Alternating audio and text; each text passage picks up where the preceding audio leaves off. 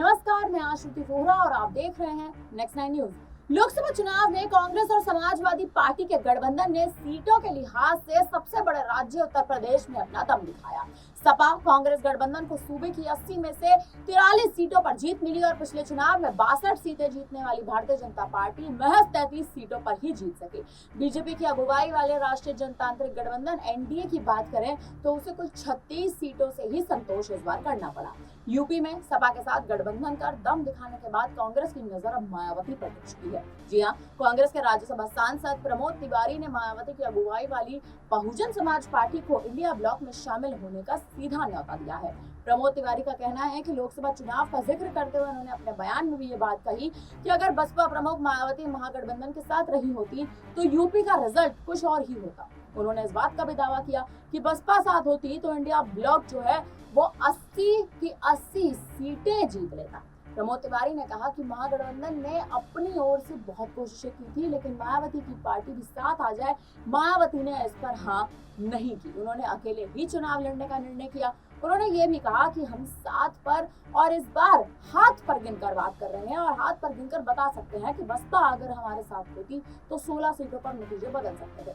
जिन सीटों पर हमारे हैं उन सीटों पर बसपा के उम्मीदवार इतना वोट पा गए हैं जितने उन्हें मिल जाते और इसके भी कहीं ना कहीं संकेत लगाए जा रहे थे। कांग्रेस के वरिष्ठ नेता ने आगे अपने बयान में कहा कि मायावती को हमारी यही सलाह रहेगी कि अगर बीजेपी को हराना चाहती हैं तो महागठबंधन के साथ आ जाए।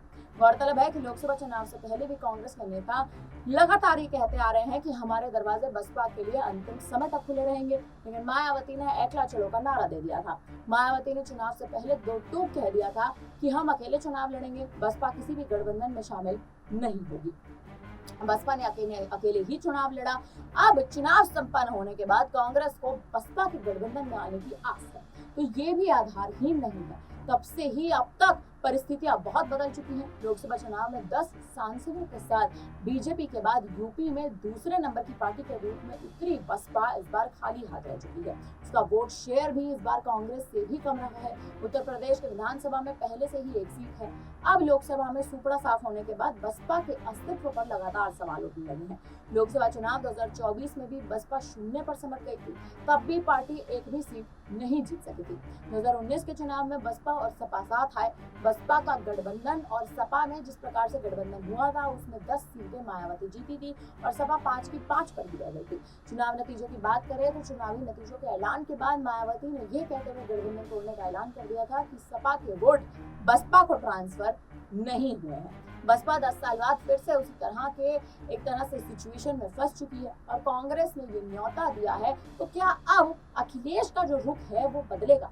क्या अखिलेश यादव कांग्रेस के इस न्योते पर मायावती के क्या अपनी प्रतिक्रिया देंगे और इस पर किस तरह की नजरें बिठाने का प्रयास करेंगे? अब ये जो है वो देखने वाली बात है, क्योंकि अखिलेश यादव और मायावती का गठबंधन टूटा था और मायावती ने वो गठबंधन तोड़ा था और अब कांग्रेस जो है वो लगातार मायावती को इस बात पर एक तरह से मायावती पर दांव चलने का प्रयास कर रही है कि आप हमारे साथ गठबंधन में शामिल हो जाइए। फिलहाल इस पर आप क्या कहेंगे? आप कमेंट करके जरूर बताइएगा और ये भी बताइएगा कि उत्तर प्रदेश में अगर इन पार्टियों का गठबंधन होता है तो समीकरण आखिर 2027 के विधानसभा चुनाव से पहले कैसे बदलता नजर आएगा। फिलहाल इस पर आपको क्या लगता है? कमेंट करके जरूर बताएं। बाकी तमाम बड़ी खबरों के लिए बने रहे हमारे साथ, देखते रहिए।